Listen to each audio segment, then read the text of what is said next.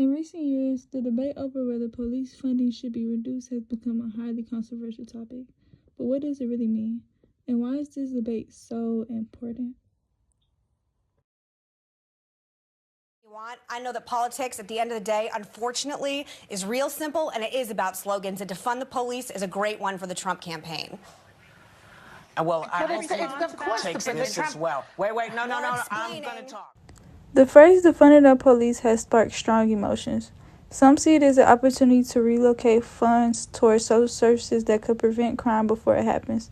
Others worry that cutting police budgets might have communities more vulnerable to crime.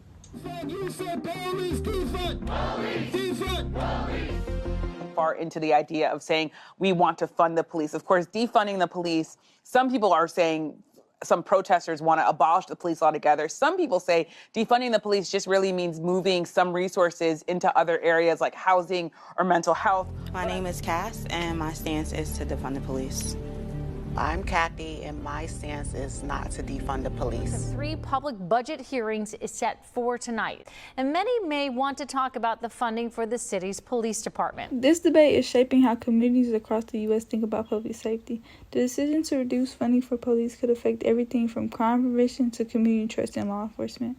Well, the police department, it makes up a big chunk of the city's general fund budget. It's about 40%. And under this proposed budget, it will increase. Now, that's not okay with some protesters and even city council leaders that have been pushing for police reform over the last 2 weeks. But the FOP president tells me that that money is necessary.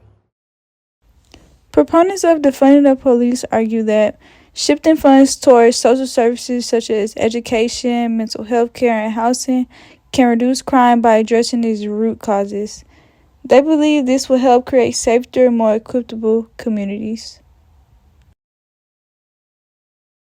To achieve safe and healthy communities, you put more resources into the public education system of those communities, into affordable housing, into home ownership. Opponents of defunding the police argue that cutting police budget could lead to an increase in crime. They believe that law enforcement plays a crucial role in maintaining order and protecting communities, especially in high crime areas. The answer is to come together, the police and communities, building trust and making us all safer. The answer is not to defund the police.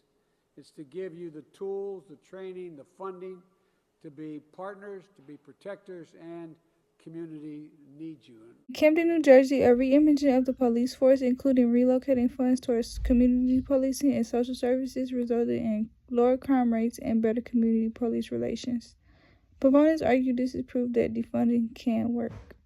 When the city disbanded the entire police department over budget constraints, political disputes, and union contracts, the hope was to restore the public's trust in law enforcement, or in some cases, build trust where there had never been any, a shift to community policing.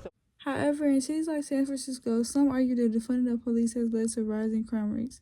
Critics of defunding warn that reducing police funding could lead to slower response times and less effective law enforcement. Making sure that they arrive after everything is done. The consequence of that is increased crime. Results have been as negative as they were predictable. The city's now more dangerous than 98% of American cities. Homelessness and illegal drug use are rampant. Property crimes have skyrocketed to more than 55,000 each year. The debate over defunding the police is complex. It's about balancing public safety with the needs of our communities. It's important for us to think critically about the role of law enforcement and how we invest in our communities. What would truly make us safer?